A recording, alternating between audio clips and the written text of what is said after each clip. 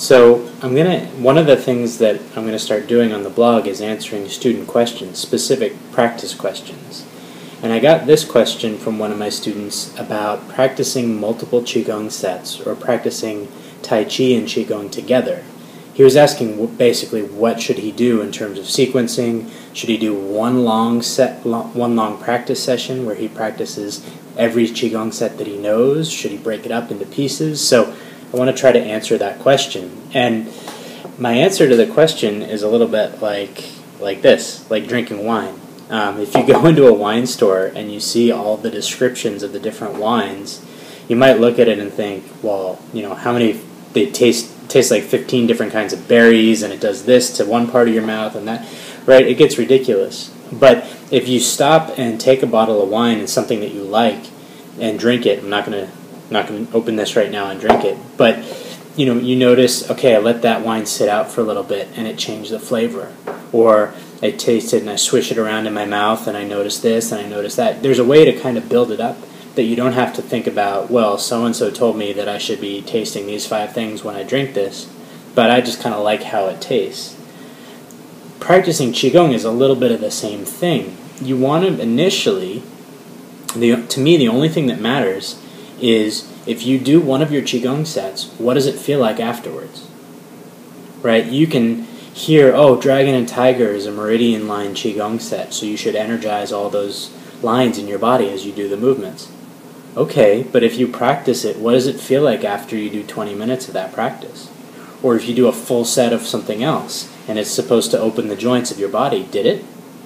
Do you feel the energy moving through your body in a particular way? Do you feel more grounded after you do standing, where you're trying to sink all your energy down? To me, that's the first baseline. You need to practice whatever you're going to do enough so you can get to that place where you feel after a full set of any one of the Qigong sets that you do, like it's done something specific to your body.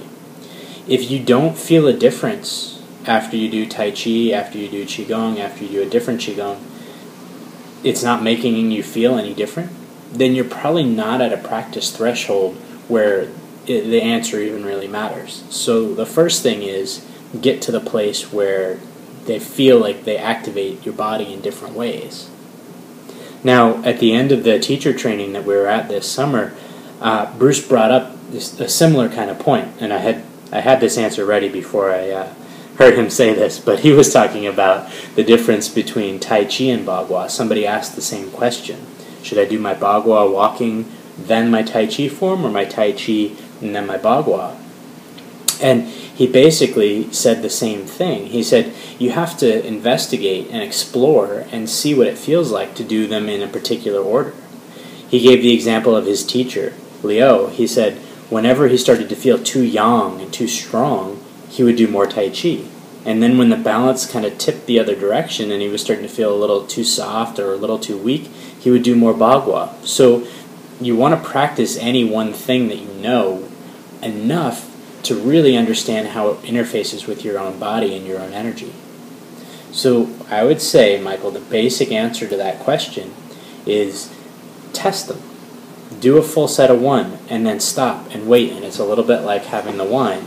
Swish it around in your mouth. You get to the end of the set, hang out for a minute. What did it do to my body? What does it feel like? Or even you just do that one and then go off into your day. What kind of energy did it give you to carry forward into your day? As soon as you can start to make those distinctions, then things are going to get interesting, and then you'll start to have a much better answer to your own question. So I would start off and get a really intuitive feel for each set, then start pairing them in different directions or different combinations. You notice one opens up your body in a particular way, and then another one does something different with your energy.